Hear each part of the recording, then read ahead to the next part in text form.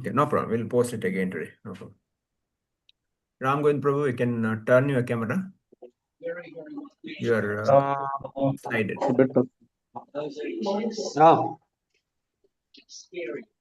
turn my camera in the sense, Prabhu. Indra, you are looking like this, not straight. No, really.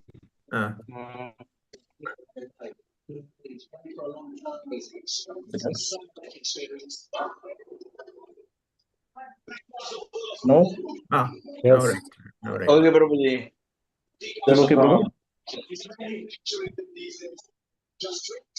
Okay, Hare Krishna. Good evening to all the devotees. Very good evening, Prabhuji. Hare Krishna. Pranam. Hare Krishna, Prabhuji. Good evening. Thank you so much for joining. So, welcome all Prabhu devotees. ಎಲ್ಲಿ ನಿಮ್ಮ ದರ್ಶನ ಕಾಣಲಿಲ್ಲ. ಅವ್ರ ದರ್ಶನ ಈಗ ಕೊಡ್ತಾ ಇದ್ದಾರೆ ನೋಡಿ ಆನ್ಲೈನ್ ಅಲ್ಲಿ. ನಾಳೆ ಫುಲ್ ದರ್ಶನ ಸಿಗುತ್ತೆ. Okay, so we will start here.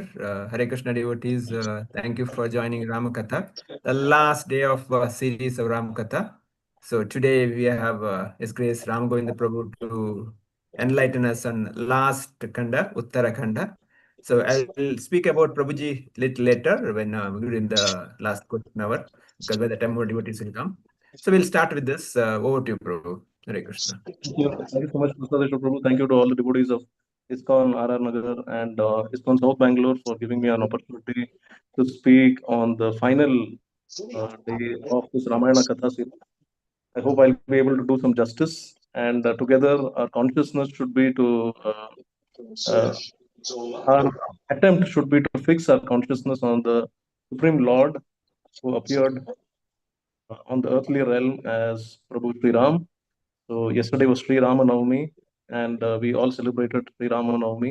How many of you had a good experience? How many of you felt very nice about celebrating Rama Navami in public for the first time in RR Nagar?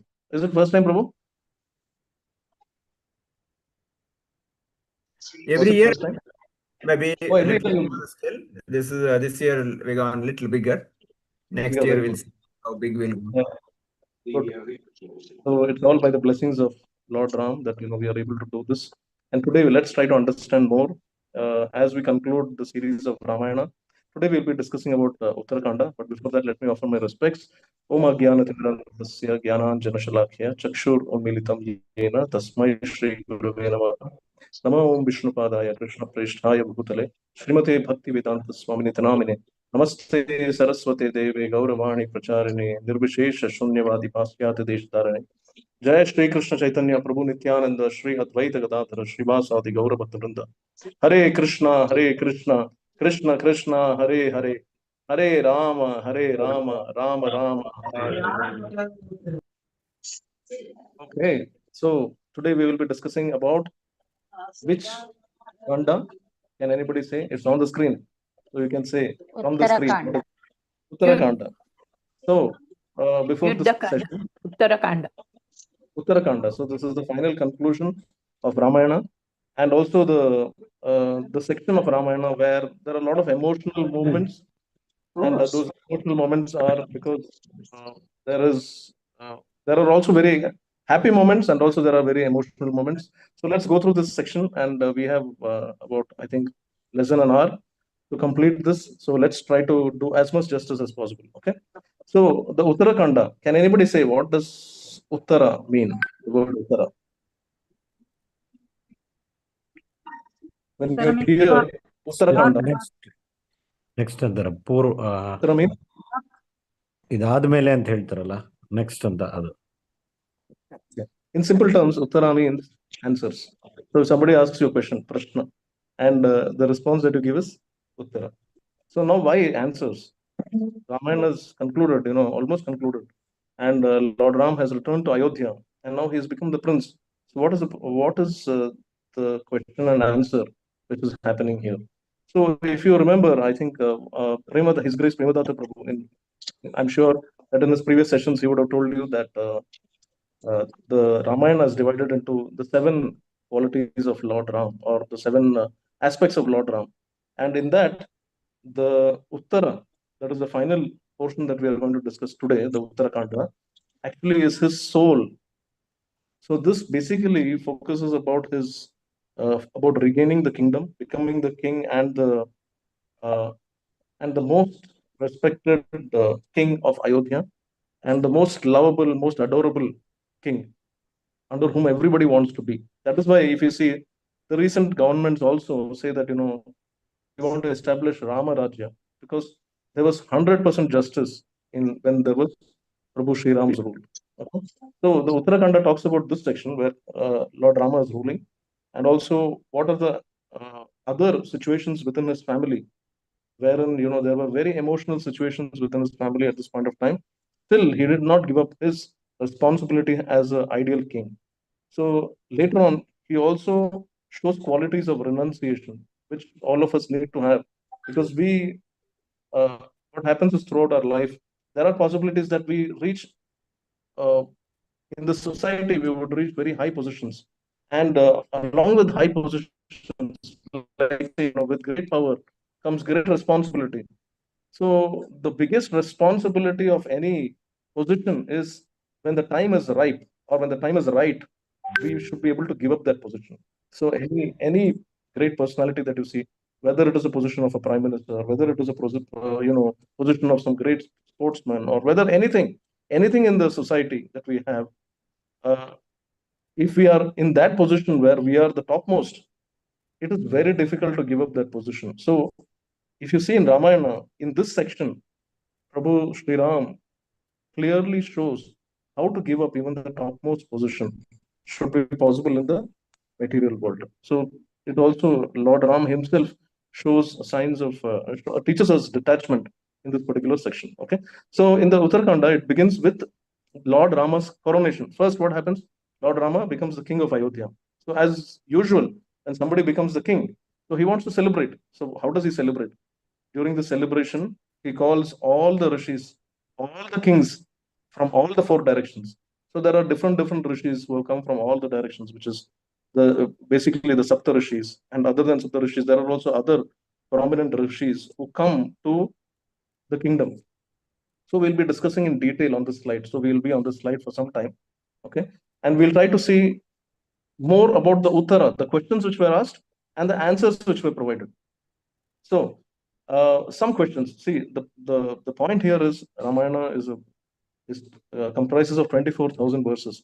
It is not possible for us to cover these in a matter of 7 hours. So we have been doing this session in a matter of 7 hours. So it is not possible to cover it in 7 hours. But the most prominent ones, which are covered by our acharyas, by the gurus in our ISKCON's disciplic succession, are the ones which are there in the Veda base. So you can see the version of Ramayana in the Veda base. You can also see a book written by Bhaktivikas, His Holiness Bhaktivikas Swami Maharaj, Ramayana. So these are two important books which are not, elaborate, but it covers the entire essence of Ramayana. So I have been referring to these books for before I speak here, and I request all of you to also, in case you are finding it tough to recite the shlokas or trying to understand the meanings of the shlokas, it is better that you can refer these books which I'm suggesting now, and it becomes easy to understand the flow. Okay, so in the Uttarakhanda, like I said, Lord Rama has become the king of Ayodhya, and he is welcome. There are so many guests, so many kings who have come from all directions, north, south, east, and west, and there are so many sages who have come to attend the coronation of Lord Ram. And each of them, they want to interact with Lord Ram and they want to express their happiness because Lord Ram, he has achieved a great feat. What did Lord Ram do? Can anybody say?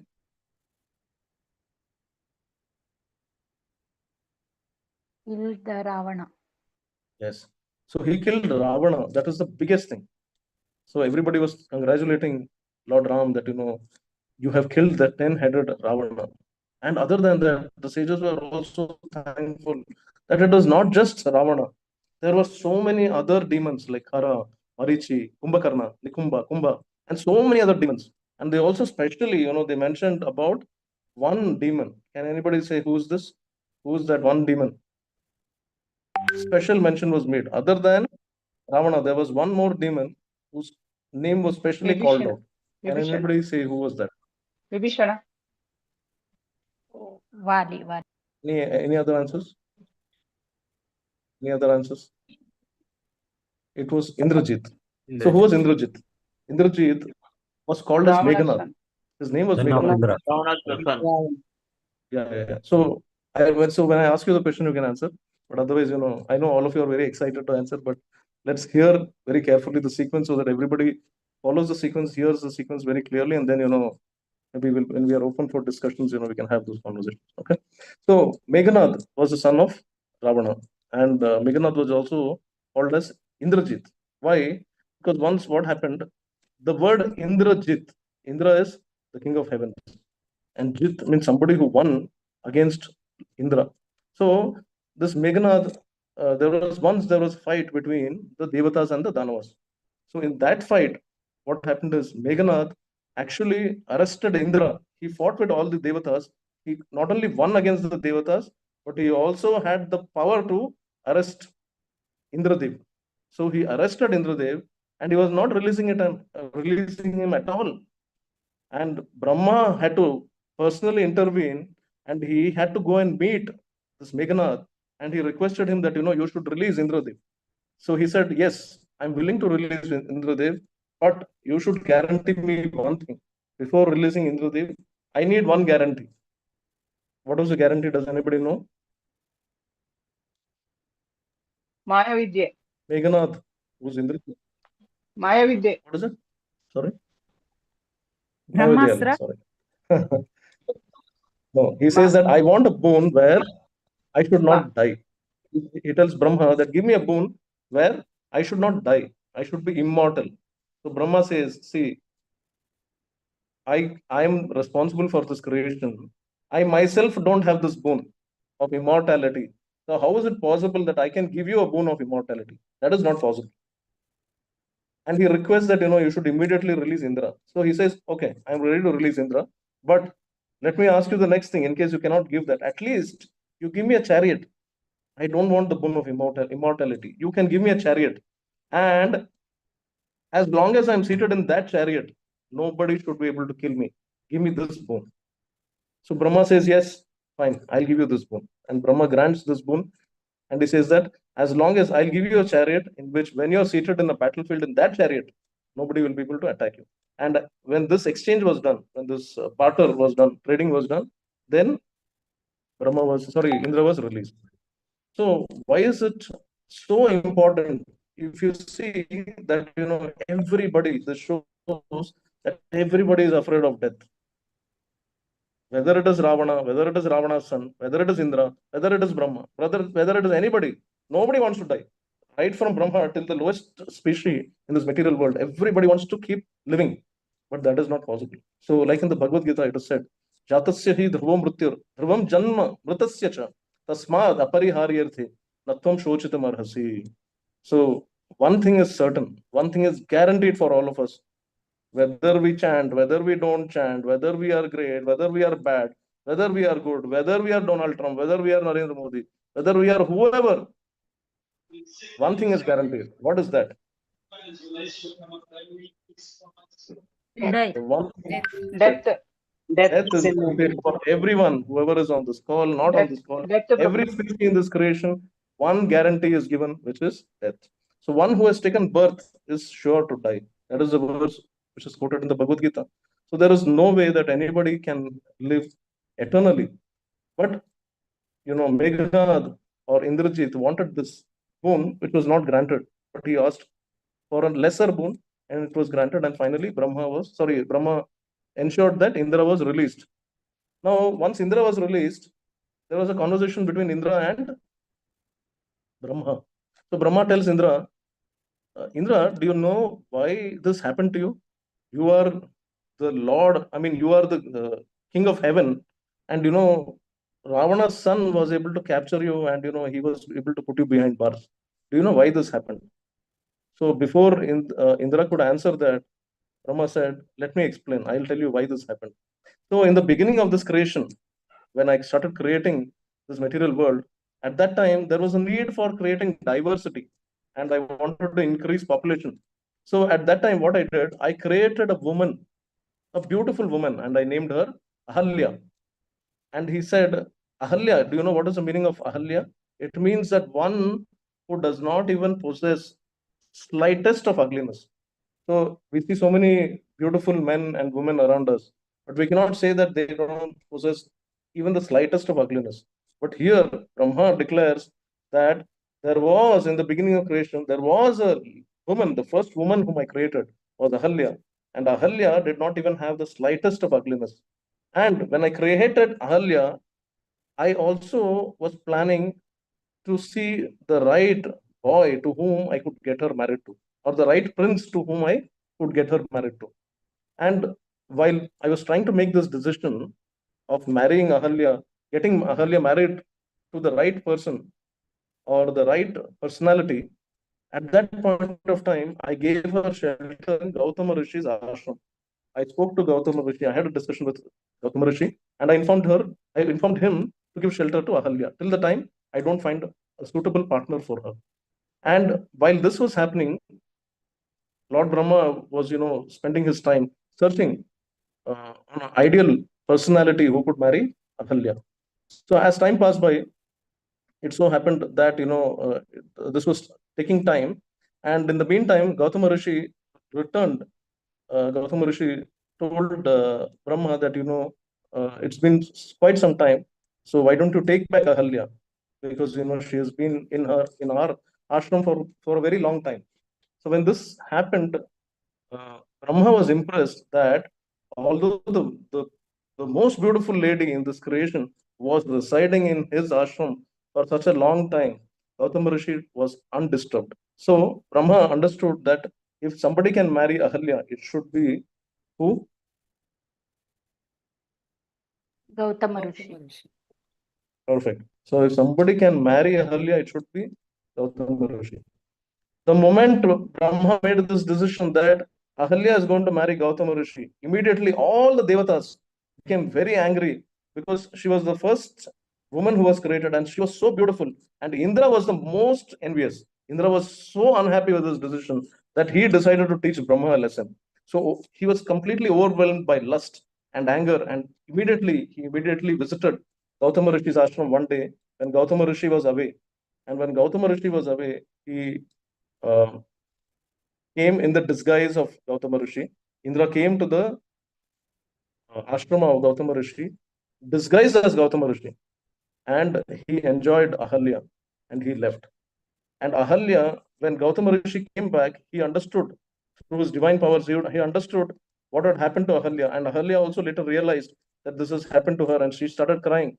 And when she was crying, Gautama Rishi cursed that since you have engaged with another person other than your husband, I curse that you become a stone in this ashrama, and your beauty, the beauty that was exclusive to you, will be distributed among other women who are created by Brahma in future.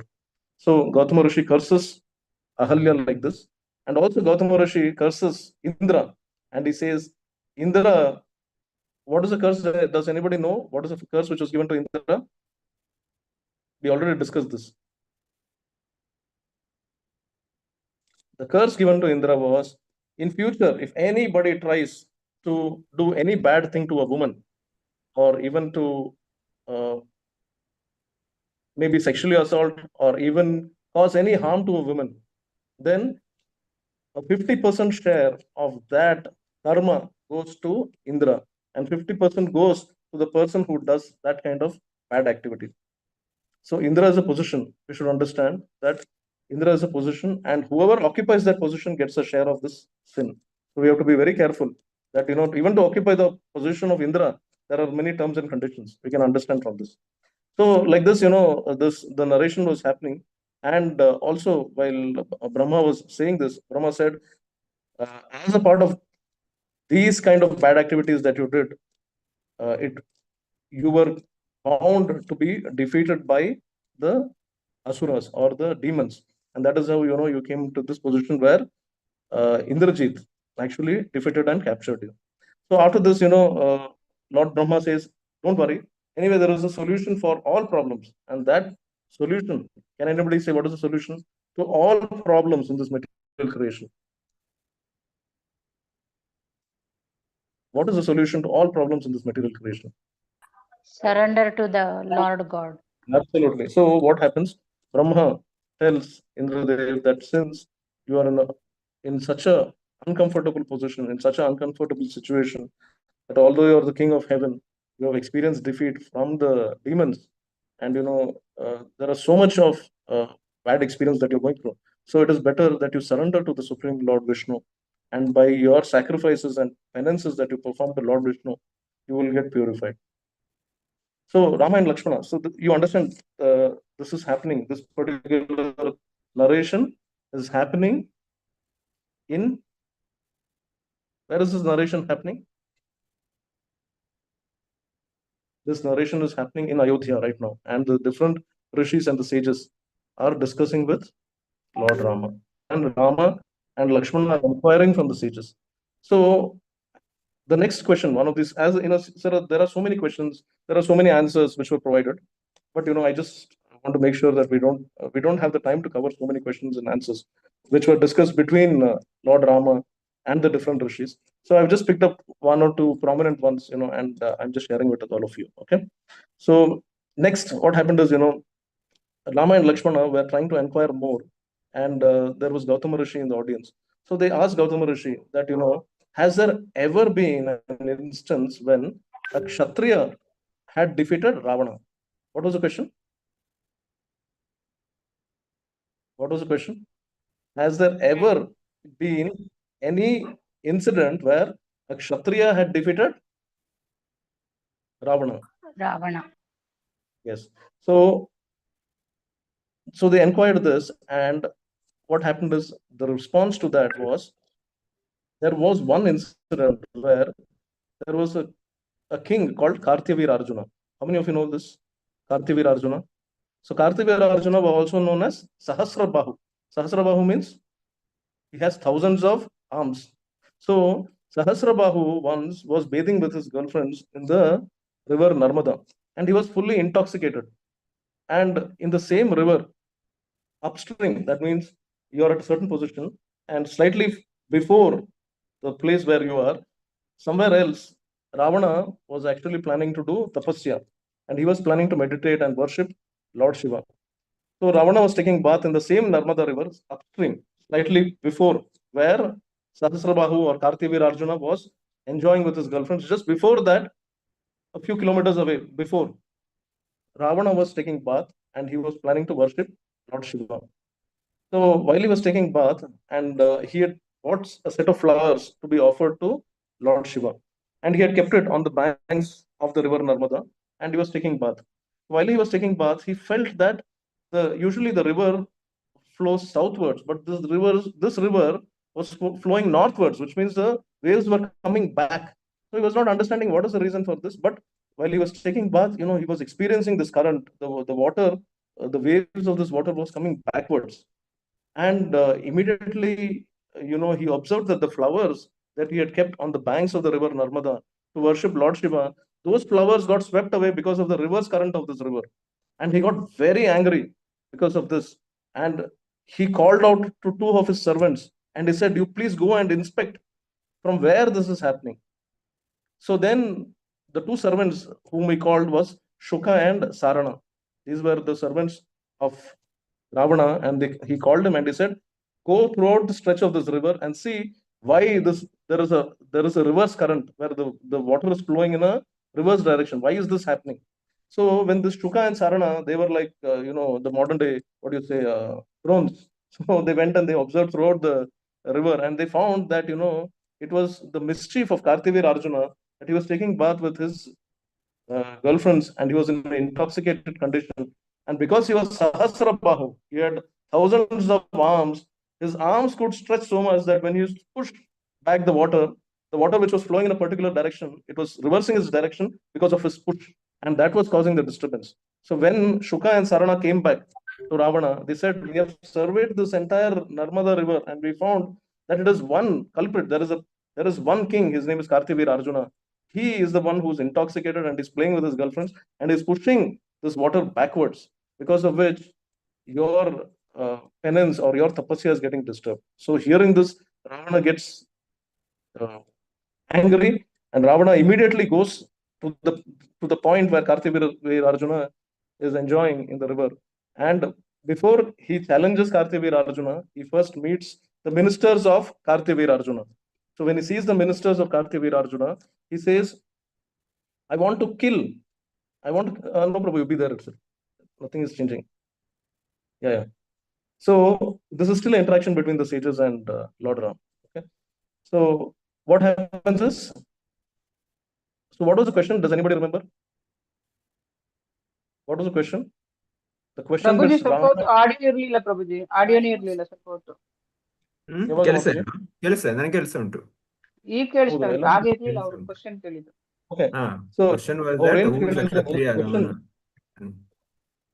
Correct. So, correct. The question which was asked was, has there been any instance when a Kshatriya has defeated Ravana? So this narration of Karthavir Arjuna came. So now we are at a stage where now Ravana has come to the point where Karthavir Arjuna is taking a bath and he's enjoying with his girlfriends in the river. And when he's trying to attack Karthavir Arjuna, the ministers block him and tell that you are not supposed to attack him because he's in an intoxicated condition. He is not in a stable condition to be attacked, and he cannot. So this is not a fair war. But Ravana was never, interested in a fair war. All he wanted to do was he wanted to defeat. So he killed those ministers and he attacked Karthavir Arjuna. But Karthavir Arjuna was so powerful that he defeated Ravana. So this was a narration which was given by Agastya Rishi. Agastya Rishi says this is one instance where Karthavir Arjuna had embarrassed Ravana, and Ravana had to leave the place because of this embarrassment. So after this incident, when Ravana was so embarrassed by Karthavir Arjuna, he started searching for other Kshatriyas, different Kshatriyas, and he wanted to fight with all of them. So one day somebody told him that there is a king by name Vali who rules Kishkinda. He says that why don't you go and defeat Vali? So Ravana expresses his desire that Ravana has this intense desire that I will go to this kingdom of Kishkinda and I will defeat Vali. And he goes to the kingdom of Kishkinda and he meets the ministers of Vali, who are Sushena, Angada, and many other ministers. They were there. So he goes and he tells them that I want to have a battle with Vali and I want to defeat him in this battle. So the ministers, they feel very, they are very happy to hear this because they know that it is very difficult to defeat Vali. And so they say that, my dear Ravana, I'm sure that, you have a very good desire to defeat Vali.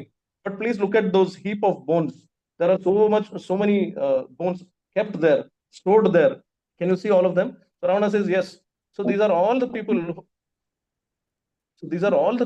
who had challenged Vali before, and that is their condition today. So if you really want to challenge Vali, then you should understand that your condition also will be the same. So then Ravana feels that no, I still want to challenge Vali. So the minister says, see, Vali is not here in the kingdom right now. He has gone towards the southern ocean.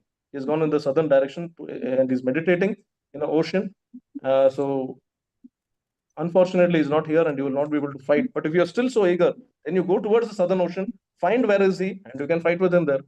So Ravana is, as usual, very eager. He wants to go. So he takes his Pushpaka Vimana and he leaves Kishkinda and he goes towards the southern ocean and he keeps searching for Vali. And finally, he finds Vali. And when he finds Vali, he does not want to attack him from the front. So he tries to go from behind. And although Vali is meditating, he is also able to sense that there is somebody trying to come from behind. And from his eyes, from the side glance of his vision, he is able to see that Ravana is coming closer to him. So Vali is meditating, and when Ravana comes very close, Vali presses Ravana tightly under his arm, and he presses Ravana so hard that he keeps him tightly pressed under his arm, and he completes his meditation. He not only completes his meditation in the southern ocean, he goes to different destinations, all the destinations wherever Vali wanted to go. He goes to all the destinations. He goes to different seas. He does tapasya there, and finally he comes back to Kishkinda.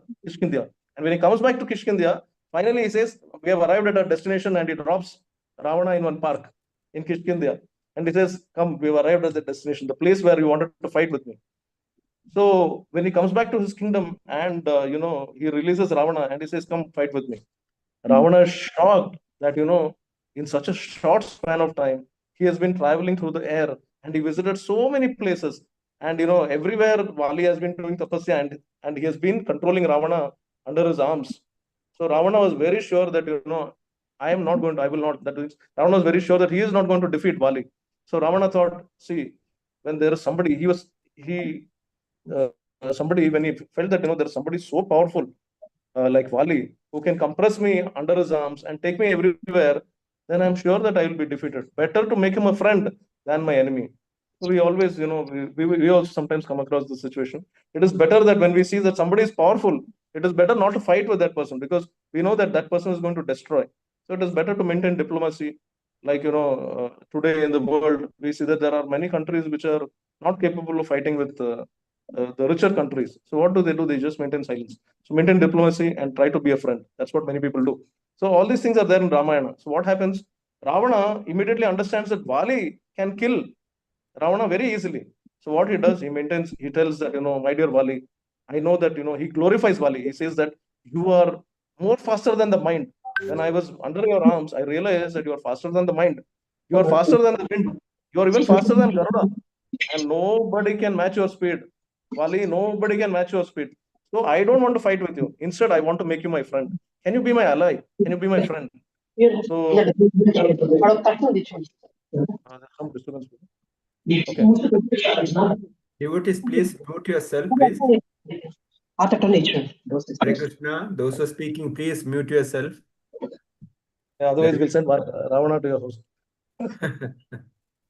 Okay, so then Ravana and Vali, they accept this mutual friendship, and actually, like how marriage happens, they also do a sacrificial ceremony to establish this friendship in the Kishkindia uh, kingdom. And after that, Vali tells Ravana that, see, you have been traveling everywhere to defeat so many Kshatriyas. Now I think you should take rest. So you be here as our honored guest for 1 month. And then Ravana takes rest in the Kishkindia kingdom for almost a month, and then he continues his journey from there. But again, this conversation is between who and who? It is between Gautama Rishi, okay, and Ram Lakshman. The conversation is between them.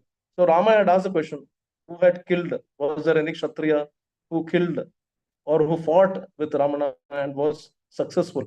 So the answer to this question was what Gautama Rishi was giving. And in the process of giving this answer, Gautama Rishi claimed that, sorry, Gautama Rishi didn't claim, Gautama Rishi narrated that Ravana claimed that Vali is more powerful than the mind, more powerful than the wind, more powerful than Garuda, the king of birds. So Rama had objection to this. Lord Ram said, my dear Gautama Rishi, I heard this pastime, I really enjoyed this pastime. But there is one thing which I want to make sure that you have to be corrected. Can anybody say what is that one thing? Which Lord Rama observed and said that, this is wrong. What could that be? Powerful Can than the anybody say? wind. That Vali was What powerful than the wind. Absolutely, yes. So Lord Rama says that all this was fine. But the point where you said that Vali was more powerful than the wind, Vali was more powerful than the mind, faster than the mind, faster than the wind, faster than Garuda, that is not acceptable. And he says, my dear Hanuman, if you say that, yes, Hanuman is like that. Hanuman is faster than the mind. Hanuman is faster than the wind. Hanuman is faster than Garuda. I can accept that. But I will not accept that Vali is faster. So this also declares that Hanuman was very close to Lord Ram. And not only that, Lord Ram further goes to say in the same assembly, he says that although we have won this battle, but I have to give special credit to Hanuman, because without his prowess, without his capabilities, this would not have been possible. So I am eternally indebted to Hanuman. This is declared by who? Ramo. Declared. Yes. Now, this question and answer happened. And then suddenly Lord Rama sees sage Agastya, and he says, Agastya Rishi, I want to ask you one question. See, Lord Rama, our Hanuman is so powerful. We all know that. But how come, sorry? Okay. How come when there was an enmity between Vali and Sugriva, How is it that Hanuman was not? There's some disturbance. I hope you don't. Can all of you be on mute, please? Unless I ask you a question. I think I'll one second, Prabhu. I'll mute everybody. Then you'll also be muted. You can unmute and start. 1 second, huh? Yes, Prabhu.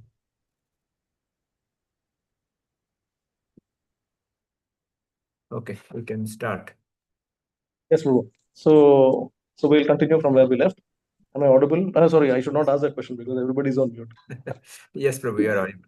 Good. Okay. So now the continuation to this is, yes, Hanuman is more powerful than Vali. Okay, that was concluded. But suddenly there is a thought which came, and Rama asked Agastya Rishi, Hanuman is stronger, Hanuman is more capable, Hanuman is more powerful. But what happened, when there was a fight between Vali and Sugriva? How come, Hanuman was not able to help Sugriva? So when this question came up, immediately Agastya Rishi started narrating this pastime where when Hanuman was born, so he was, we all know that Hanuman's foster father is Kesari and natural father is Vayu and mother was Anjana. Okay. So Hanuman, as soon as he was born, mother Anjana was trying to uh, fetch some fruits for him because he was just a newborn child and she wanted to get him some fruits. So in the process of getting fruits, she wanted to make sure that when the right time to leave Hanuman would be when he is asleep. So Hanuman was asleep, and Mother Anjana tried to get some fruits for Hanuman. So before Hanuman wakes up, Mother Anjana wanted to get some fruits for him. And it so happened that, before Hanuman or before Mother Anjana could return, Hanuman wakes up when the sun rises. And as soon as he sees the sun, he thinks that this is a gigantic fruit, a very ripe fruit, and he wants to eat this fruit. So he quickly attacks Suryadev, thinking that this is a very ripe fruit. And Suryadev and Vayu, because Vayu is the father, and Vayu has to control Hanuman. So Vayu and Suryadev both exercise restraint. They make sure that Suryadev decreases his intensity and Vayu decreases his speed. And Suryadev makes Hanuman sit on his chariot. And he also discloses that the reason why I'm doing this is because this child in future will be supporting in Lord Ram's mission. And we have learned in the Srimad Bhagavatam that the sun is a witness to all our actions. So the sun is also aware, the Suryadev is also aware that in future, this child, Hanuman, is going to help Lord Ram in his mission of defeating Ravana. Okay.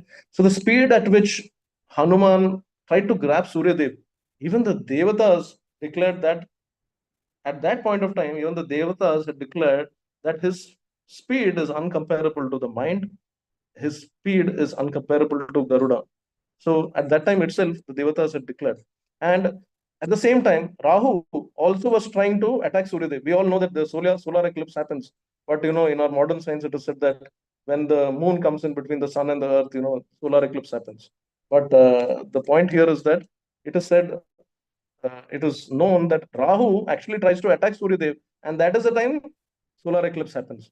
So the same time when Hanuman tried to attack Suryadev and try to capture and eat, at the same time Rahu was also trying to. First attack was by Hanuman, that was stopped because Hanuman was a baby, and Vayu and Suryadev cooperated.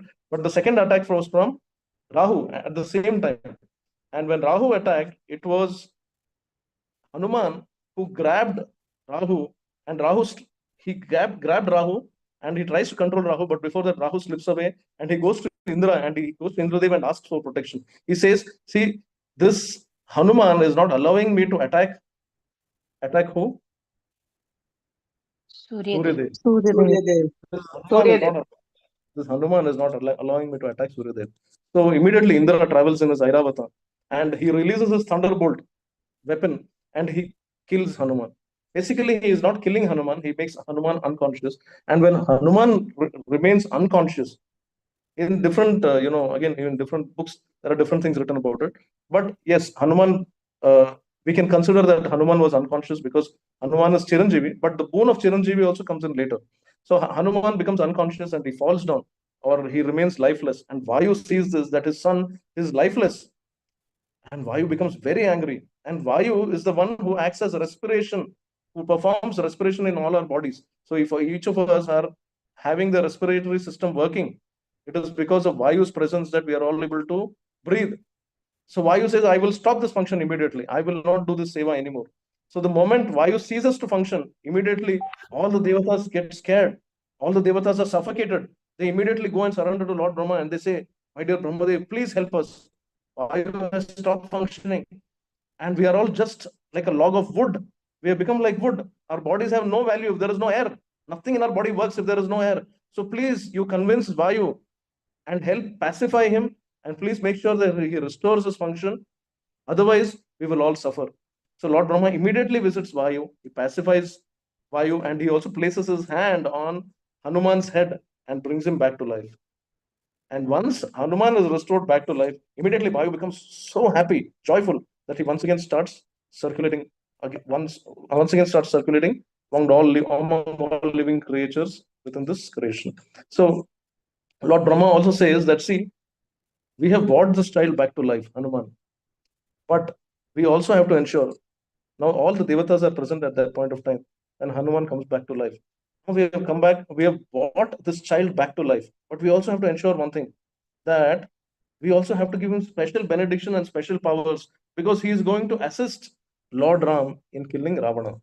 So Indra says, fine. So he removes his garland, and Indra says that, I will give my garland and I'll place it around Hanuman's neck. Then also when Hanuman fell down because of the thunderbolt attack from Indra, he had broken his jaw. So Indra says that from now on he'll be called as Hanuman.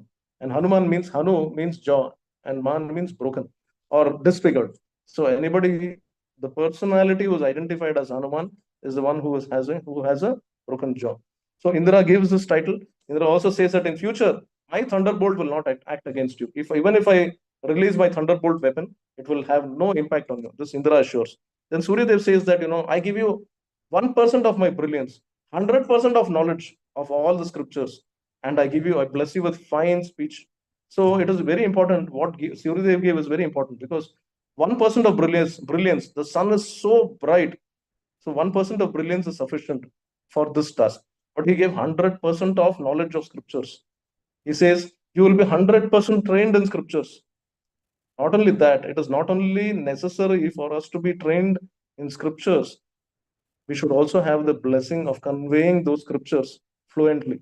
So Suryadev knows that not just having the knowledge of scriptures, it is also an ability to preach or give that knowledge to others, which requires fluent speech. So Suryadev grants Hanuman the boon of 1% of his brilliance, 100% of his knowledge of scriptures, and blesses him with fine speech. Yamraj was present there. So Yamraj says that I give him immunity from death. From now on, he will be Chiranjeevi. Kuvera is present. Kuvera says, I will give him a boon wherein he never gets tired in the battle. Shiva is there. Shiva says that he will not be killed by me or by my weapons. Vishwakarma was there. Vishwakarma says that any weapon which is manufactured by me will not be able to kill Hanuman. And finally, Lord Brahma wanted to give the ultimate boon. And he says, Hanuman, we wish you a long life, magnanimity, and I also give you immunity to Brahmastra. And I make sure that any Brahmana curses you, those curses will not have effect. So after giving all these blessings to Hanuman, then Hanuman becomes full of, he becomes so powerful. He is, after receiving so many benedictions, Hanuman becomes so mischievous, and he starts playing with the rishis. He causes a lot of disturbance when the rishis are trying to perform some rituals. He causes a lot of disturbances, and the rishis are very disturbed that, the Hanuman is not allowing us to complete our rituals properly. So they complain to Kesari and Vayu, because they are the fathers. So they complain to Kesari and Vayu, telling that, see, you discipline your Hanuman. He is not listening to us. He is always troubling us when we are doing our rituals. So you please discipline your child. He does not listen to us. So after the rishis warning to Kesari and Vayu, they try to restrict Hanuman, but Hanuman does not listen to them also. So the rishis become angry, and they say that, okay, the boon that all of you have given, we will make sure that we will restrict that boon. It is not that we are snatching away that boon, but we are making sure that because he has become so powerful at such a young age, so we are restricting that boon so that it can be used at the right time at the appropriate place. And it is because of this boon, or it is because of this, uh, I cannot say it is a curse, but it is because of this restriction which was put on Hanuman, that Hanuman was not able to protect Sugriva by using his full strength when there was a problem between who? Vali and When Sugriva. there was a problem between Vali and Sugriva. So this was the reason. So anyway, Hanuman and Sugriva were good friends. And in this way, Agastya Rishi actually concluded the pastimes of Hanuman. Now we'll go to the next slide, Prabhu. So these were the discussions. So all this, whatever we narrated now, this is just a short glimpse of what was happening in the kingdom once Lord Ram became the king of Ayodhya. Okay.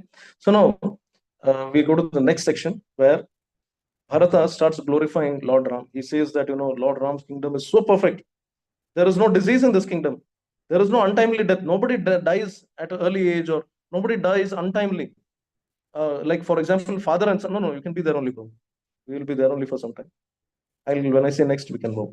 We are on the same slide. No change. Okay. So I think Professor Prabhu is trying to say how many slides. So don't worry about it, bro. We'll cover. But I'll bring it. One second. Yeah. So the point here is Bharata starts glorifying that Lord Rama's kingdom is so perfect. There is absence of disease. There is no untimely death. Women, although they are getting pregnant, but they don't experience they are able to deliver the children easily. They don't experience labor pain. They are able to deliver very easily. The clouds are showering rains at proper time. There is no problem at all. So like this, Lord's kingdom is so perfect. Everybody was happy. And like this, the Lord used to rule the kingdom during the daytime perfectly. And in the evenings, he used to spend time with Mother Sita under Ashoka tree. And one such day, he was spending time with Mother Sita. Lord Rama was spending time with Sita Devi. And he asked Sita Devi, tell me, we've been with each other for such a long time, but I've never asked you that, is there any boon that is, or is there any wish of yours which is unfulfilled, which I can fulfill? So Sita Devi immediately expresses that, on the banks of the river Ganga, there are so many sages who are residing, such great sages. I would like to visit their ashram and take blessings from them. So Lord Rama assures that, yes, I will very soon ensure that you will get an opportunity to visit all these sages in the banks of the river Ganga. And having said that, the next day, again, Lord Rama goes back to his kingdom, and he has a meeting with all his ministers. And Lord Rama is having a very pleasant discussion and conversation. And during those discussions and conversations, he meets up with all his advisors. And then Rama also gets a chance to meet Bharata. So Bharata is one of the advisors of Lord Rama and a very close, confident person. So he asks him many questions for which Bharata usually gives good answers. So Bharata, Lord Rama asks Bharata, can you tell me these days what are the citizens in our kingdom? What are they talking about? So Bharata says that my dear Lord, these days they are always glorifying you. They are saying that Lord Rama, so great he is. He killed so many, demons. And on top of this, the icing of the cake was he killed the 10-headed Ravana. And this is how they speak about you. And Lord Rama senses that there's something missing here. So Lord Rama starts inquiring further, and finally he comes to a stage where Bharata says, Bharata, I think there is something else that you're yet to say. So Bharata says that, my dear Lord, this is something which I hesitate to say, but I have to say since you're inquiring. He says that in the marketplaces and the streets of Ayodhya and in this kingdom of Koshala, there are many people who are accusing you. They say that Lord Rama does not even feel disgusted at enjoying a woman who has sat on Ravana's lap. So this is something which I heard and I didn't want to share, but because you're asking, I wanted to share this. So Ravana at once calls for Lakshmana. He says that we have to ensure that Sita has to be banished from this kingdom because I don't want even a spot of black mark on this reputation of the Ikshvaku dynasty. Although Sita Devi has gone through the test of fire in the presence of so many devatas, this is what Lord Rama says. Although Sita Devi has gone through the test of fire in the presence of so many devatas, in the presence of sages, Vayu and Agni have declared that Sita is pure. And despite me, that is Lord Rama is telling, despite me knowing that Sita is very pure, yet I am not able to silence these rumors about her. So it is best that we maintain distance and we send her. You can abandon her near the river Ganga. So like this on the banks of, so then he orders Lakshmana that you should take Sita Devi along with you and leave her in the banks of Ganga. And Rama also says in the banks of Ganga is the Valmiki Ashrama, and I'm sure that Valmiki Rishi will be able to give her shelter and take care of her. This will actually put a rest to all the unwanted conversations and the discussions which are happening among our subjects. So after reaching, the shore of Ganga, Lakshmana uh, conveys this sad news to Mother Sita, telling what has been happening, and he leaves Mother Sita, and he comes back. So Lakshmana is very disheartened, and because this has happened, nobody would like to experience separation. I mean, though nobody wants to see separation of Ram and Sita. So the separation happens, and Lakshmana, leaves Mother Sita on the banks of river Ganga, and Lakshmana comes back. So while coming back, Lakshmana is very morose, and Lakshmana is very sad. So Lakshmana, the charioteer of Lakshmana is, can anybody say who is it? It's Sumantra. So Sumantra is the charioteer he was the charioteer for uh, everybody, basically even for Lord Ram's, for Dasharath Maharaj, for everybody. So Sumantra knows all the finer details. So Sumantra says that, this was already known. He says that, my dear uh, Lakshmana, I know that you are very sad, but you should understand that this is the will of the Lord, because Maharaj Dasharatha was already warned about it. Once what happened, Maharaj Dasharatha had met Durvasa Muni. And when he met Durvasa Muni had told him that this is going to happen, that one day there will be a separation between Lord Rama and Sita. And when Durvasa Muni was asked why would that happen, then he had narrated a story where he says that, not a story, basically there was a pastime where there was again the fight between Devatas and the Danavas. And in that fight, what happened is Bhrigu Muni, a sage, Bhrigu Muni's wife, gave protection. Bhrigu Muni's wife's name was Khyati. So Khyati gave protection to the demons. And because she gave protection to demons, Lord Vishnu had to personally intervene and send his Sudarshan Chakra to chop off the head of Bhrigu Muni's wife, Khyati. So when Bhrigu Muni's wife, Khyati's head was chopped off, Bhrigu Muni was very upset. He was unable to bear the pain of separation from his wife. And he at once cursed Lord Vishnu that you will be born on earth and you will suffer the same feeling which I'm going through. When you take birth on the earth as a human, at that point of time, you will go through the same feeling of separation. And that is the reason why this is happening. So, like this, Sumantra pacifies Lakshmana and says, this is the reason why this particular uh, episode has happened. And so we should accept it as the will of the Lord, and we should return to Ayodhya. So, meanwhile, Lakshmana returns back to Ayodhya. We can go to the next slide, Prabhu. Lakshmana leaves, Mother Sita, the banks of the river Ganga, and at the same time, Valmiki Rishi, through his divine powers, is able to understand that Mother Sita is close by, and he also knows that Mother Sita is pure, and he gives shelter to Mother Sita in his ashrama. Okay, so like this, there are many pastimes which are happening. So one day, now Lakshmana has returned back to Ayodhya, and Lord Rama continues ruling Ayodhya. And one day, when Lord Rama was seated on his throne, uh, Sumantra, who's a charioteer, he informs that, my dear Lord, Shavana Rishi has come and he wants to meet you. Prabhu, you have to go to the Shavana Rishi's slide. Okay. My dear Lord, Shavana Rishi has come to see you and he wants to meet you. So, Shavana Rishi says, Shavana Rishi tells Sumantra, please help me get I want to meet Lord Rama. I want to communicate something to him. So, Shavana Rishi gets a chance to meet Lord Rama. And Shavana Rishi says, he starts narrating his problem. He says, my dear Lord, there is one Asura called Lavanasura. He's staying in Madhuvana, where we all reside. And he greatly oppresses and suppresses all our activities. And he's causing a lot of problems. So this Chavana Rishi, he is actually blessed by Lord Shiva. He has got a invincible spear. It is a spear which nobody can defeat. Spear basically is like a weapon. It is like a javelin. Okay. So a javelin type of weapon. And that nobody can defeat. As long as he has this weapon, nobody can defeat him. So out of the sphere, none of the rishis are able to oppose him, and nor are they peaceful. So my dear Rama, can you please help us in killing this Lavanasura?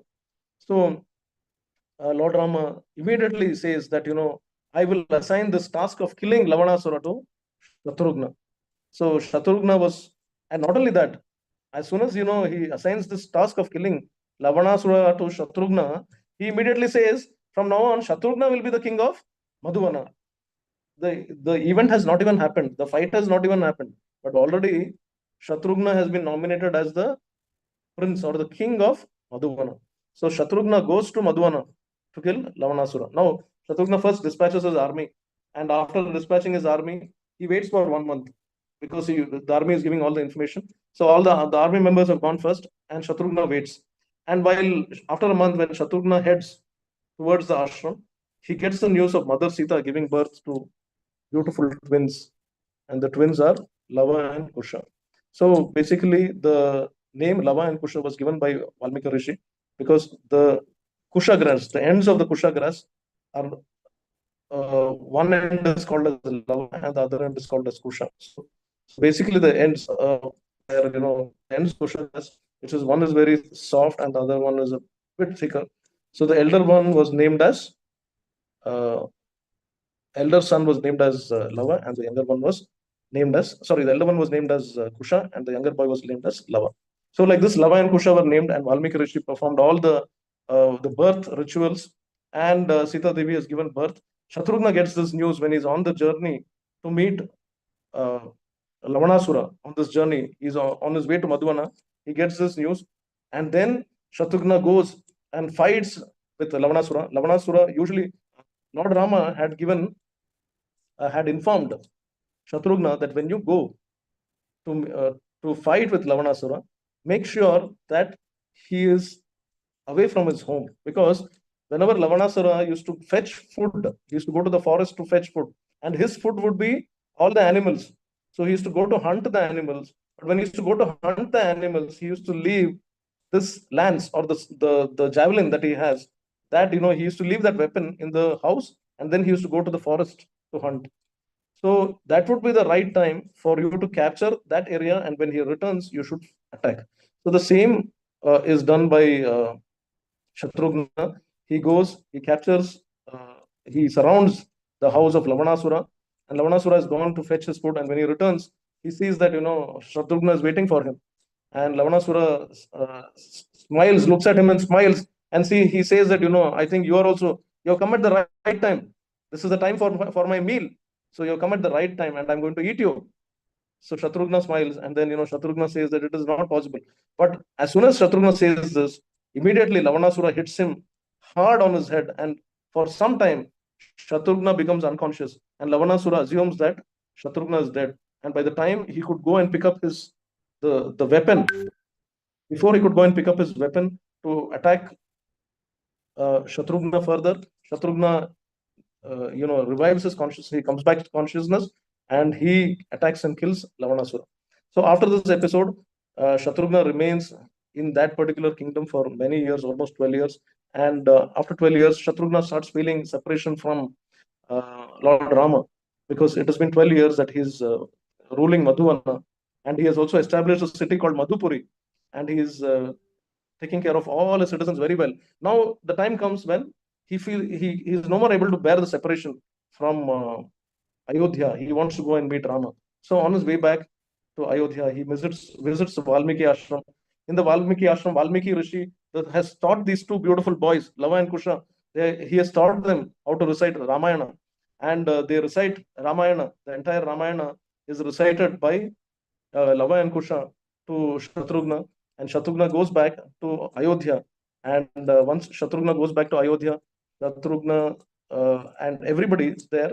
They all, Lord Rama at that point of time is planning for a Ashwamedha Yajna.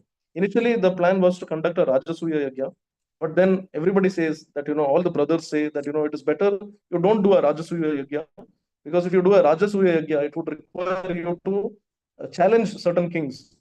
And it is better not to do a Rajasuya Yajna. It is better not to challenge the kings, because all the kings are in our favor. They are already favorable to us. They are already good to us. So instead of doing a Rajasuya Yajna, you please do a Ashwamedha Yajna. Ashwamedha Yajna, where a horse is allowed to roam for a year's period, and Lakshmana will be personally responsible of this horse, and he will be overseeing this horse. Will go to every kingdom, and whichever king is in favor of us, they will come and they will welcome us, or they will come and they'll meet us, greet us, and they will agree that you are the king. Whoever is against us, they will fight. So this was the objective. And when the Ashwamedha sacrifice started, it was a festival. There were so many kings who started visiting the kingdom, and daily there were so many events. The Vanaras were called. They used to perform a lot of. They were given the responsibility of entertaining all the guests.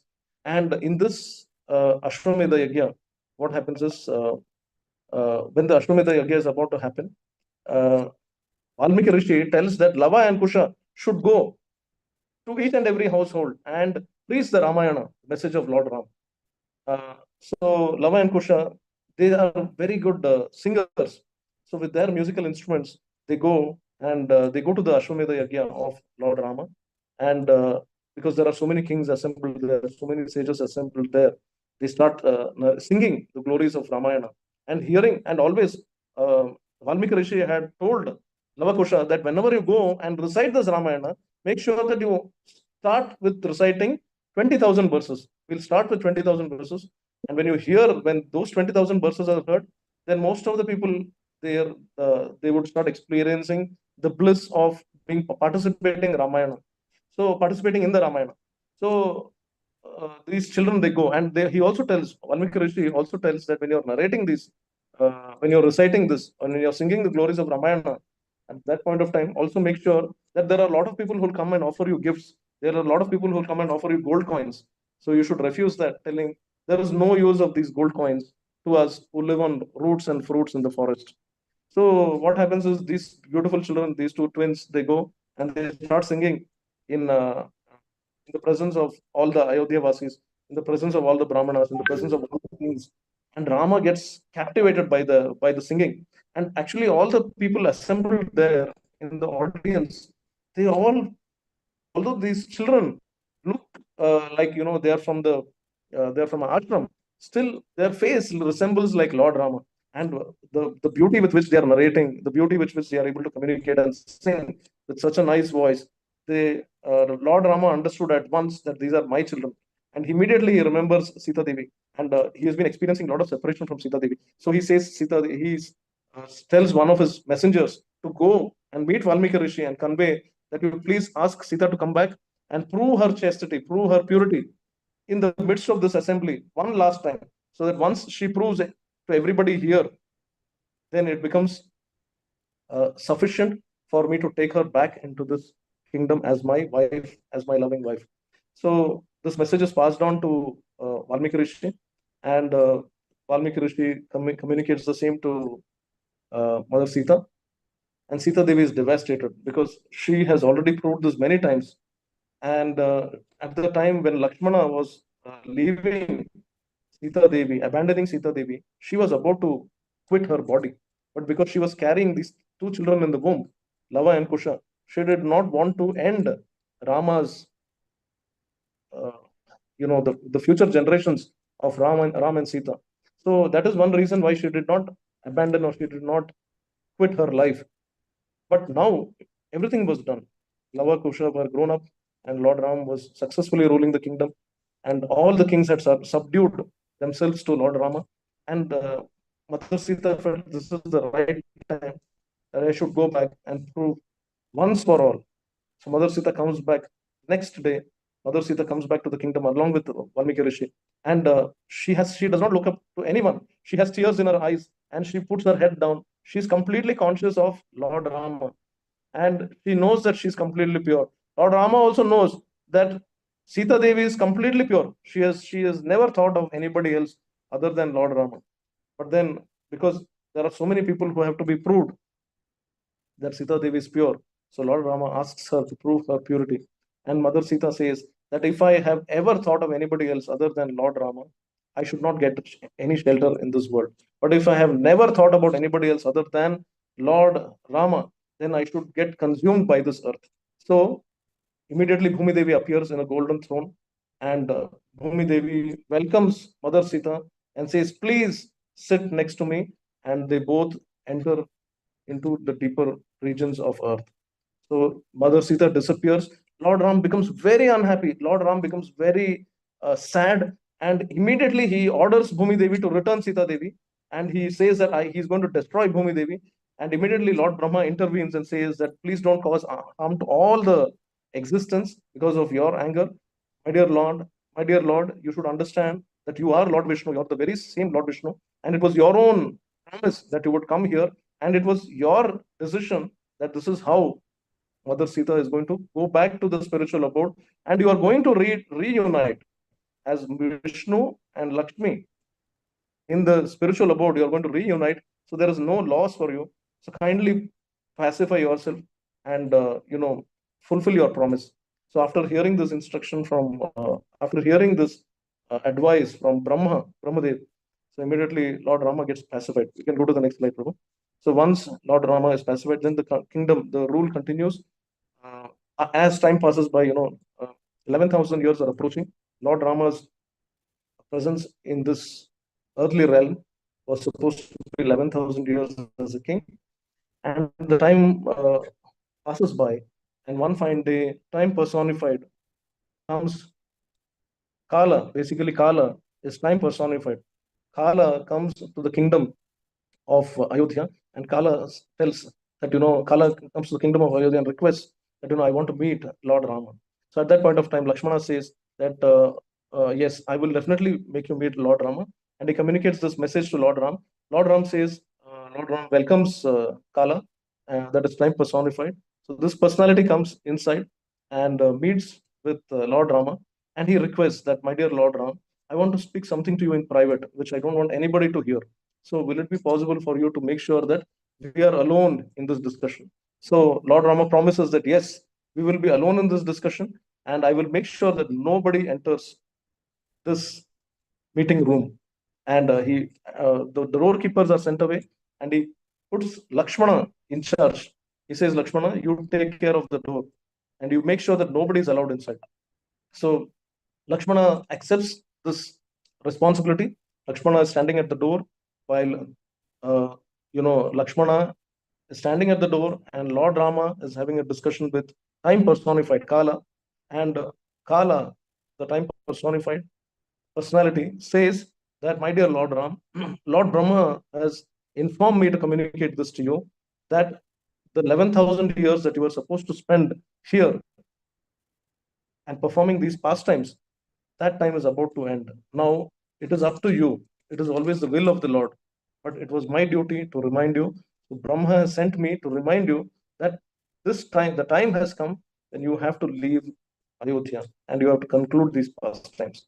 So Lord Rama smiles and he thanks this personality, Kala, and he says that, you have done a great service.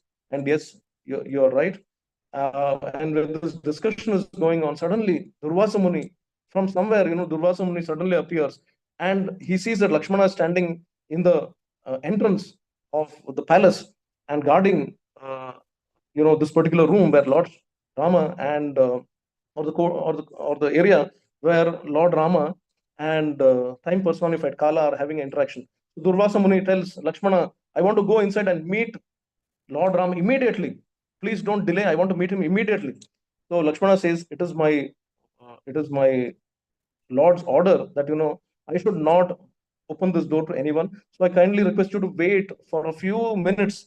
When this discussion gets over, I myself shall open this door and you can meet Lord Ram. But Durvasa Muni says, I have no time to wait. I have to meet Lord Ram immediately. Otherwise, I'll make sure that everybody who's present in this kingdom will everybody will face destruction. So Lakshmana immediately realizes that, all the great people in this kingdom are under trouble.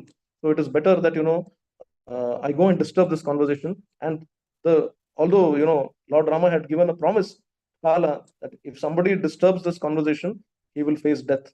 Lakshmana was aware of it. Lakshmana thought it is better for me to die rather than putting so many jivas in trouble. So I will go and face death. And Lakshmana opens the door and he goes inside and he requests Lord Ram, telling that Durvasa Muni has come and he wants to meet you immediately. So immediately the discussion concludes between Kala and Rama. And Rama bids farewell to Kala and comes and welcomes Durvasa Muni, and he asks the reason for Durvasa Muni's visit. Durvasa Muni says that, my dear Ram, I have spent 10,000 years in meditation. I have done tapasya, I have done fasting for 10,000 years. Now I have come to break my fast. I know that you have the best of varieties of prasadam for me. So please give me. And this prasadam, because whatever comes from the kingdom of Lord Ram is nothing but prasadam. So he says, please give me sumptuous meal so that I can be satisfied now that I'm trying to break my fast. So immediately Lord Rama arranges for a sumptuous meal. And after that, immediately he realizes when Durvasa Muni leaves that he had promised Kala that whoever breaks open or whoever disturbs us during the meeting, he will be killed. And finally, Lakshmana is, Lord Rama is very upset. Lakshmana is supposed to leave. And before Lakshmana leaves, Rama makes an attempt. He calls all the great sages and he requests them if we can reverse this. Is there any way that we could reverse it? But the great sages say that no, you are a righteous king. You have always kept up to your promises. And the same has happened with Sita. So in this situation, it was destined that this is how Lakshmana has to depart. And then Lakshmana is banished from Ayodhya. You can go to the next slide, Prabhu. So Lakshmana leaves Ayodhya and he disappears. And later on, Indra comes and takes him to Indraloka. So this happens in a separate pastime. But yes, Lakshmana leaves, and now Rama. It's time for Rama to conclude his pastimes as instructed by, reminded by Kala and Lord Brahma. So now Lord Rama appoints Bharata. He says that, Bharata, you take over this kingdom of Ayodhya. It is time for me to retire. So you can see how great Lord Ram is. He is such a great ruler that he is willing to retire, and he's willing to give up all the luxuries, and he wants to hand it over to Bharata. Bharata says, my dear Lord, what is the use of this kingdom if it does not have you? So I would like to follow you wherever you go. So Bharata, Shatrughna, and Rama, they decide to go along with Lord Rama. Shatrughna and Bharata, they decide to go along with Lord Rama. Lord Rama heads towards the Sarayu river. And as Lord Rama is heading out of the kingdom, all the people who had come together to perform this particular pastime, all the people of Ayodhya who are participating in this pastime, they all unite, they all go along with Lord Rama in this final journey. And Lord Rama reaches the Sarayu river and he enters into the Sarayu river. And as he is entering into the Sarayu river, Brahma appears there, all the Devatas appear there, and they all they shower celestial flowers on Lord Rama. That very nice scented, or the celestial flowers which have excellent fragrance. Those flowers are showered on Lord Rama as Lord Rama is entering into the Sarayu river, along with Bharata and Shatrughna. And as Lord Rama is entering inside, Rama thanks on behalf of all the Devatas for protecting, for appearing to protect all the devotees, for appearing to protect Dharma as he always promised. And for one last time, Brahma pays obeisances and he tells all the people gathered there, all the assembly there, everyone pays obeisances and Lord Rama disappears. So thus we conclude. And before Lord Rama went, he made sure that the northern side of the Kotala kingdom was given to Lava, and the southern side was given to Kusha. So he handed over the kingdom to Lava Kusha, and then he left. He concluded his pastimes. So there ends the glorious narration of Lord Rama and the glories of Lord Rama and Sita. So I thank all devotees for patiently listening. I'm sure that we have Hare taken Krishna. 15 minutes more than time. So thank you very much. Hare Krishna. Hare Krishna. Hare Krishna, Hare Prabhuji. Pranam. Thank you so much. Thank you, Prabhuji, Wonderful. for ಒಂದು ನಿಮಿಷ devotees, ಒಂದು Thank ನಿಮಿಷ you question very much. Just ಒಂದು ನಿಮಿಷ mute ಇಟ್ಕೊಳ್ಳಿ, ಒಂದು ನಿಮಿಷ mute ಇಟ್ಕೊಳ್ಳಿ, ಅನ್ಮ್ಯೂಟ್ ಮಾಡಬೇಡಿ ದಯವಿಟ್ಟು ಅನ್ಮ್ಯೂಟ್ ಮಾಡಬೇಡಿ, ಒಂದು ನಿಮಿಷ. Ram Govind Prabhu, you can unmute. So just wanted to share a few words about His Grace Ram Govind Prabhu before we ask the questions. His Grace Ram Govind Rathish Prabhu, by profession, currently serving as a program manager for a leading MNC Bangalore. Education, graduate in electronics and communication engineering from MN Technical Institute, Bangalore. Krishna Conscious Life, introduced to Krishna consciousness and teachings of His Divine Grace A.C. Bhaktivedanta Swami Prabhupada by his childhood friend named Balaji at ISKCON Hare Krishna Hill, Rajajinagar, Bangalore, 1990s. Served in folk, the Friends of Lord Krishna group at ISKCON Hare Krishna Hill, Rajajinagar, Bangalore, from 1999 to 2008. From 2008 till 2012, ISKCON Sheshaspuram. From 2000 till date at ISKCON South Bangalore, Kumarasanagar. Spiritual Master, initiated by His Holiness Jayapataka Swami Guru Maharaj on Gaura Purnima Day in Mayapur, West Bengal, year 2016. His favorite service is book distribution, cooking and cleaning assistance, preaching, Nagar Sankirtan, fund collection, and supported managing various public outreach programs. Prabhuji is, of course, a lot of other service also does that. Very nice orator, very nice preacher. So we experience now. So now I'll open the audience to ask questions, comments. Please unmute yourself. Any questions, comment, please go ahead. Hare Krishna, Prabhu. Hare Krishna. So there is a question and answer. I think there's some quiz. That is already shared. That's already shared in the group. ಪ್ರಭುಜಿ ಅದು delete ಆಯ್ತು ಪ್ರಭುಜಿ. ನಂಗೆ ಇಲ್ಲಿ current ಹೋಯ್ತು, ಪುನಃ ಹಾಕ್ತೀರಾ ಅದನ್ನು? ಆಗ್ಬೋದು ತೊಂದರೆ ಇಲ್ಲ. ಡಿವೋಟೀಸ್ ಕ್ವಶನ್ ಕೆಲವರು ಹ್ಯಾಂಡ್ ರೈಸ್ ಮಾಡಿ, ಆಗ ಈಸಿ ಆಗುತ್ತೆ ಇದು ಮಾಡಕ್ಕೆ. ಇಲ್ಲಾದ್ರೆ ಯಾರು ಮಾತಾಡಿ ಗೊತ್ತಾಗಲ್ಲ. ದಯವಿಟ್ಟು ಹ್ಯಾಂಡ್ ರೈಸ್ ಮಾಡಿ. Hare Krishna Prabhuji, I would just like to ask if it is recorded, Prabhuji. Can we, so that we can hear it again? Yeah, we have made it YouTube live. It's there on the YouTube. Could you please share the link, Prabhuji? One second, I'll put in there. Sure. I shared it yesterday, Mataji. Okay, Prabhuji. Yes, Asha Mataji, go ahead. Ask questions. Hare Krishna, Prabhuji. You said in your Katha that Vayudeva is very important in our life, and without him we cannot. And this is for just my understanding. Is he also working under the instruction of the Supreme? And if I'm not wrong, he's also working under the instruction of the Supreme Lord Krishna? 100%. Everybody in the material creation, right from Brahma till the lowest insignificant creature, everybody is under the control of the Supreme Lord. So there is nobody who is not under the control of the Supreme Lord. Thank you, Prabhuji. Others, please ask questions. I'm just trying to get the. So today was the last session. So if anybody wants to ask anything, you can ask. But you can also let us know if you really, how was your experience? Would you like to have more such sessions? Yes, you can share your realization also, not only questions. Hare Krishna Prabhuji, is it Rama abandoned Sita on the basis of the Bharata's this thing, or some Godachari's information given by some detective? Know that you told me. You told here. No. It is not like. Actually, there are different versions of Ramayana. The Valmiki Ramayana very clearly says that it is Ardha, who's a minister and also advisor in Lord Rama's kingdom, and is a very close advisor of Lord Rama. So he is specifically his name has been called out, and it was Lord Rama who asked him. It is not that he came and passed on some message. It was Lord Rama who asked him that he wanted to understand what is the mood of the people, the citizens of this kingdom, Koshala kingdom.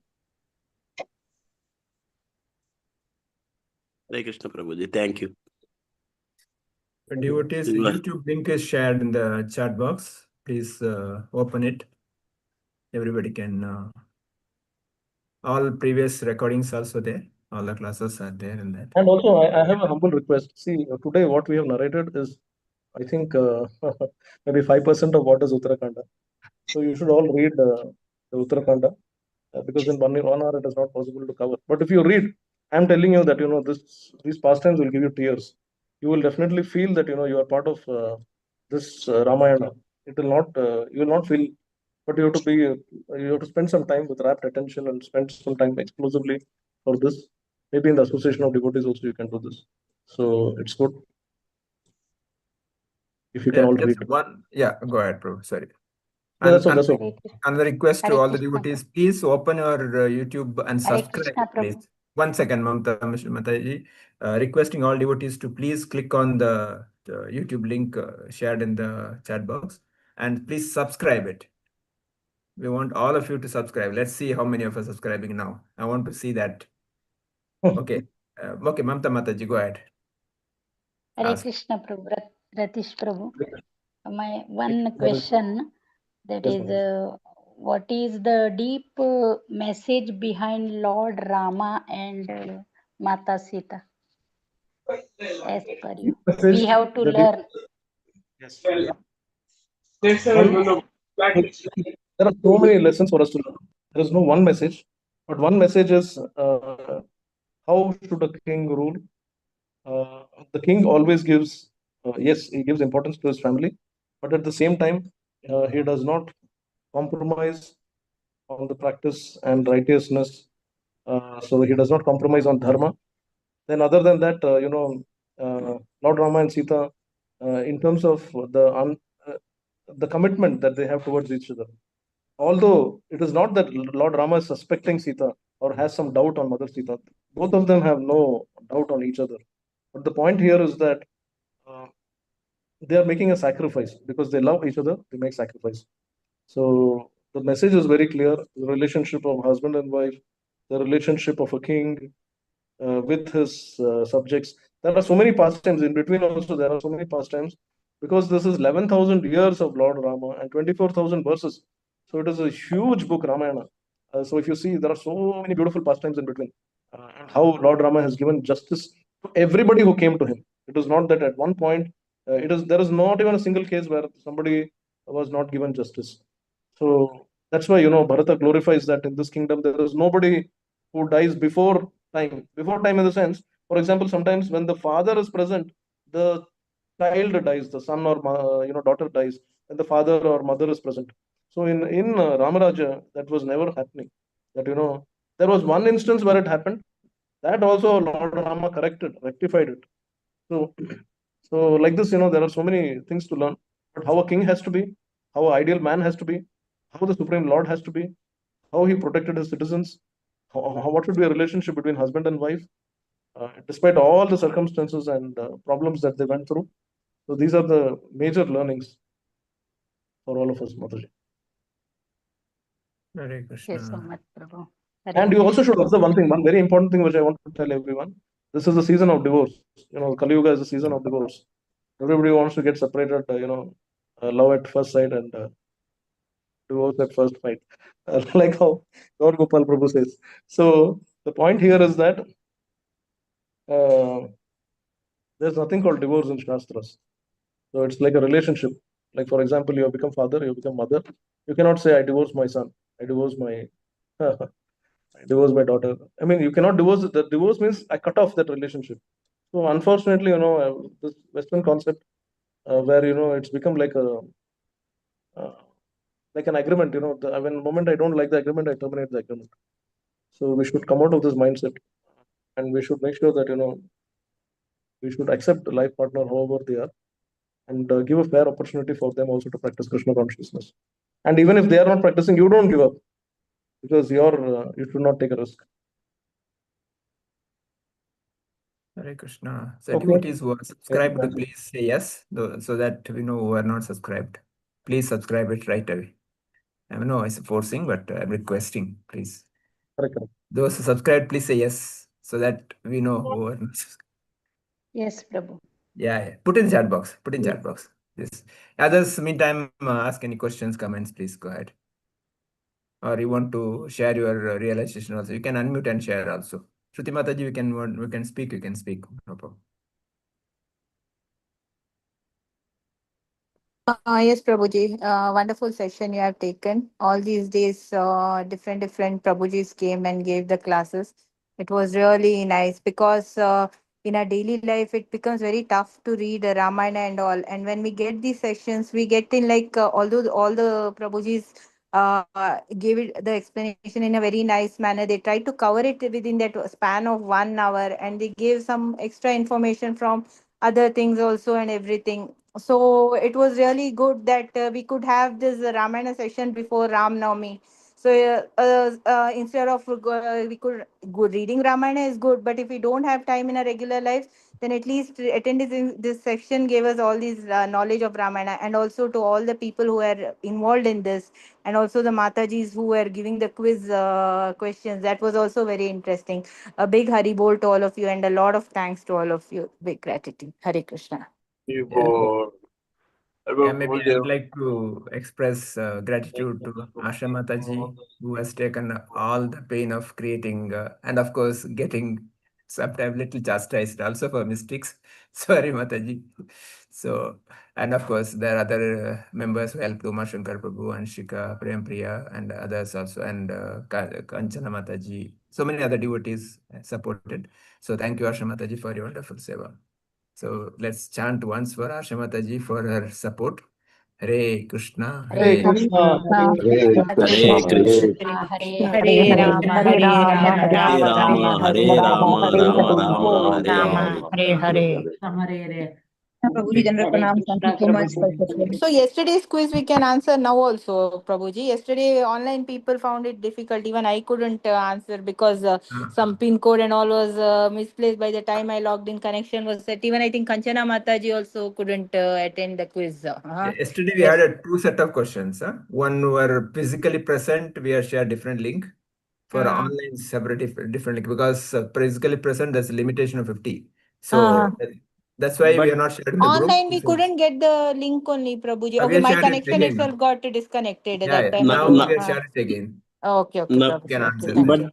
you. but it is not working properly, Prabhuji, because I got 0 marks, but the answers are Yeah, right. many people faced lot of problems yesterday in that link and all. Even I heard Yeah, Kanchana now it's Mataji not also Now working. faced. Huh? only, now only I did, Prabhuji. I got only 0 by 0. Hare Krishna Prabhuji. Yeah, The Yeah, Google same form Prabhuji. is created with the Katha card, so we will yeah, ask yeah. you to set the values, not an issue that can be Okay, set right, and your values will be added, Mataji's and Prabhuji's, please. okay. So yesterday what happened that Gaur Singh Gopinath said, I already created a Google form. I will only share it. So normally we used to collect question and do it, but yesterday he said already done. So that's what. Yeah, we'll find the score. Don't worry. So maybe The most tomorrow. important objective on this question and answers was to know around. Most of us, sometimes what happens in online sessions, in live sessions itself, many of us sleep, except the speaker. Speaker can't sleep, unfortunately. Uh, but in online sessions, it becomes very convenient. There is nobody to observe. God knows where you're sitting in which room, maybe bedroom and sleeping. And even Lord Rama has entered Sarayu River, but still you're not awake. So, True. This increased so our focus and I think it was just the question and answers were not, at the end of the day, we are all going to disappear from this world. Whatever gift you get, you leave it here and go. So the point is, it was all to make sure that we all are attentively hearing, because the devotional service starts with hearing. So even Brahma did that. So we are all expected to do that. So that was the objective. Hare Krishna Prabhuji. Quiz kept everybody awake, Prabhuji. That's one thing very sure. Actually, we had a different desire. First day we failed it. Actually, wanted quiz to be not preset. We wanted live, like based on a speaker speaks, make a questions. But Yeah, yeah. No, that's okay. I think the speaker can also, if that was the case, Prabhu, we can also, if those links and all those things are okay. But other than that, also, if something fails, maybe the speaker can also ask some simple questions. Anyway, So we can we'll answer live also. Because yes. anyway, online is very convenient because nobody knows your face. Nobody knows which country you're calling. We are connecting from. You can sit and fire from anywhere. So that is the advantage you have. You can give a wrong answer. Nobody knows your face. I keep telling that, sometimes people keep racing on the road and all that. but nobody knows who the other person is. For what do they keep raising? I don't understand. So like that online is so convenient that, some name, you can even change the name, like 1 or 2 sessions I attended with a different name because, I don't want somebody to ask me something because, I was busy in my office. So I just put my short name, RGRD and all that. Good. Anybody else want to speak anything? Hare Krishna Prabhuji, you said there's an announcement, important Announcement is very simple. Tomorrow is Ekadashi Mataji. I had mentioned in the group already, but just reminding everybody again that tomorrow is Ekadashi. Tomorrow is also Vyas Puja. We have a lot of sevas, like Prasadesh Prabhu has some book table set up. We have one seva where we have prasadam distribution. So all these sevas are at different times. Book table is set up at 9 o'clock in the morning. Prasadam distribution is at 1 o'clock in the afternoon. So whoever is free, tomorrow is a Sunday. Everybody is free, unless you are working in Dubai or Middle East, where Friday is holiday for you. So you can come to our No, temple. Prabhuji, Saturday, Sunday. Oh, good, Mataji, very nice. So which country like changed? Oh, okay. Yeah, there's also Saturday, Sunday. Oh, nice. Yeah. Good. Okay, so tomorrow those who can come to the temple, please contact either Ram Govind Prabhu and me. Ram Govind Prabhu will engage you in the kitchen, cleaning vessels, cutting vegetables. We have Prabhu, my first preference is all of you please can go to support Prasadeshwar Prabhu in the morning. He may need help. We have devotees for Prasadam serving because anyway everybody comes to eat. So that is for sure that we get people to serve. Yeah. Those who can come for book table, please let me know. So we'll, for Guru Maharaj's pleasure, we'll see how much book we can distribute because Prabhupada has instructed Guru Maharaj to distribute certain set of books every year. So he has got a target. He has to complete that. So we have, as a disciples, it's our responsibility to support him. Okay. Anyway, so before I end again, let me thank His Grace Ram Govind Prabhu for his wonderful narration. And as usual, very jovial. Even though I'm mute devotees, he cannot he'll keep asking questions. So they have to unmute. Oh, I got this bad habit of asking that I cannot allow the other person to sit quietly. Yeah. True. So let's chant once Hare Krishna mantra for Prabhuji's spiritual advancement so that he can give Hare more. Krishna. Hare Krishna, Hare Hare Krishna, Krishna, Krishna Hare Krishna, Hare Krishna, Rama, Hare Hare Hare, Hare Rama, Hare Rama, Rama Rama, Rama Hare Hare. Rama, Hare Hare. Thank you, Prabhuji. Hare Krishna. Once again, thank you all the devotees for your wonderful support for all the days. Please support in future also. We'll keep doing something like this. We'll keep doing some programs online, offline. Please help us. So we'll keep doing it. Hare Krishna. Okay. Hare Krishna Prabhuji. Hare Krishna Prabhuji, Hare Dandavat Krishna. Pranam. Hare Krishna. See you tomorrow. Those who come to temple, we'll see you tomorrow.